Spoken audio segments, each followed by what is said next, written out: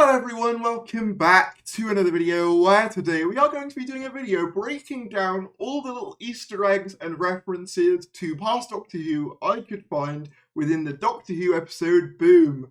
I haven't done a video breaking down Easter eggs before. If you enjoy this one, maybe I'll do one for the first two episodes as well, and then maybe go and do some more for the future episodes if you like it. But there were so many little nods to particularly Stephen Moffat's previous work on Doctor Who that I felt that it was just too good of an opportunity to not just talk about some of these references and how cool they were to me. Now, these are just the ones that I've managed to pick out. There may be some that I miss. You know, it's only been out for about a day, so by the time you watch this, you'll have probably found a ton more, but from what I can see, these are the references that I've found. I'm not going to include things like, oh, you know, Susan Twist being in the background, because that's stuff to do with this era that's likely going to be important later.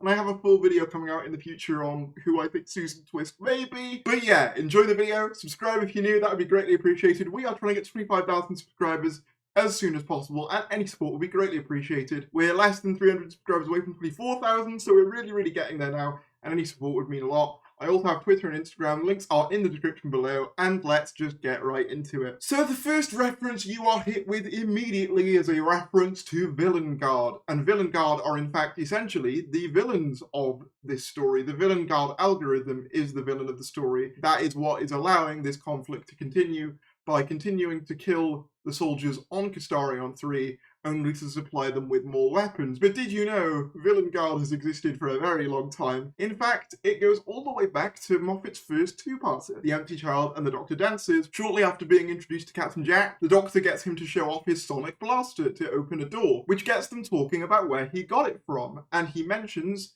the weapons factories of Villain Guard. Sonic Blaster, 51st century, weapon factories of Villain Guard. Also, quite humorously, he mentions only visiting there once and completely destroying them, which is not completely out of line with what happens here. So that's quite funny. He wouldn't know about it because this is the 9th Doctor and this is the 15th Doctor, but it is funny to think that the one time we've seen him visit a Villain Guard base on screen, he immediately destroys the whole thing. So it's about right, and apparently it's a banana crop now. It'd be really funny if we go back to Kastarion 3 in the future, and that's just a banana crop. That would be really fun. But yeah, immediately I thought this was a really cool reference, and just a really cool through line from Stephen Moffat's first Doctor Who story to his most current one. Incidentally, it was also referenced in his final Doctor Who story prior to this one, Twice Upon a Time, where the 12th Doctor, Bill, and the 1st Doctor land on Villain Guard to encounter Rusty and download his knowledge on testimony from the Dalek database. See, I know my stuff, but that's probably the most obvious reference you'll get hit with right from the bat. As we go through these, you'll get a couple more that are a bit more subtle or later in the episode. This second one is a lot subtler, in fact, and it's near the beginning of the episode. When Ruby discovers that the Doctor is stood on an alien landmine, he says, in order for Ruby to get to him, you'll need to go the long way round, which, for those of you who's been a Stephen Moffat fan of Doctor Who, will have rang immediate alarm bells.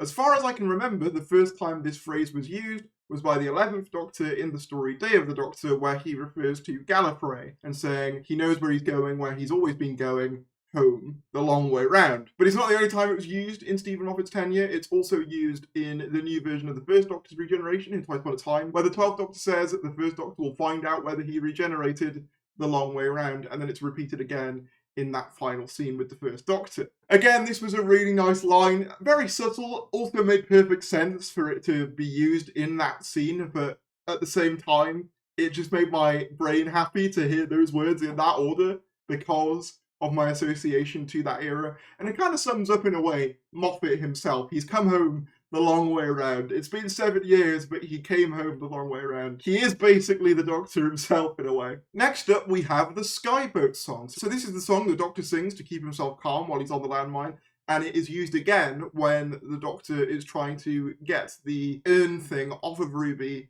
in order to counterbalance his weight. And according to Wikipedia, the Skyboat song dates back to the late 19th century. It was a Scottish song adapted from Gaelic, composed by William Ross, and the lyrics we hear are as follows. Speed bonny boat, like a bird on a wing, onward the sailors cry.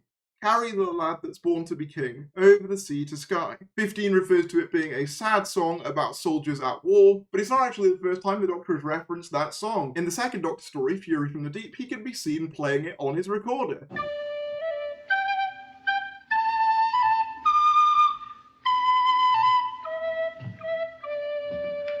So while this wasn't a Stephen Moffat Doctor Who reference, it was a reference to very old Doctor Who, and kind of just shows how much love Stephen Moffat and Russell T Davies have for the classic series, which is something that's very prevalent if you watch the video commentary for Boom that's out now, where they spend a good chunk of it talking about Pertwee's burgers. If you know, you know. After he sings the song that fails to calm him down, he starts saying a poem instead. And this poem mentions the moon and the president's wife. This is a reference to a conversation between Clara and Missy in the opening episode of Series 9, The Magician's Apprentice, where Clara is basically saying, "Since when have you been a friend of the Doctor? All you try to do is kill him." And she responds, "Since always, since the Cloister Wars, since the night he stole the moon and the president's wife." Once again, a really nice little reference. But if anything, that kind of implies he's saying a poem about himself to keep him calm, which, to be honest, feels perfectly in character for the Doctor to do. The Doctor's always had a little bit of ego to him, which I always quite like. Next up, we have "While There's Snow,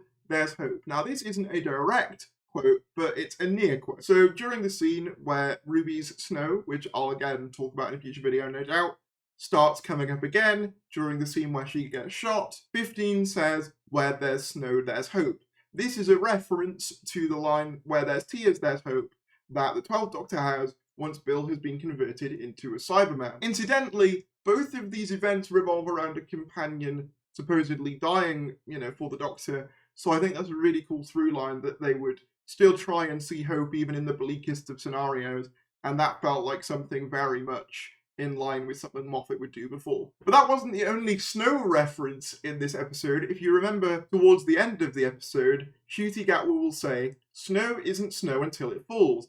And again, using the video commentary, Stephen Moffat says that this is a cut line from A Christmas Carol, his first Doctor Who Christmas special, which itself involved a lot of snow, particularly at the end scene where that woman is singing to the sky and the fish are all nice and calm. So I'm assuming that's about where that line was cut, but it's actually a really nice line, and he was bothered that it was cut out, so he decided to reinstate it. And I think it's a really, really nice line, and fits, given Ruby's arc seemingly is all about snow. On the topic of line references I couldn't place, he also says in the video commentaries that the line about the Doctor saying that a sad little man once told him that all is left is love is actually a reference to a poem by Philip Larkin, a poet from 1954, in a poem specifically called An Arundel Tomb, which final sentence goes, "Time has transfigured them into untruth, the stone fidelity they hardly meant has come to be, their final blazon and to prove,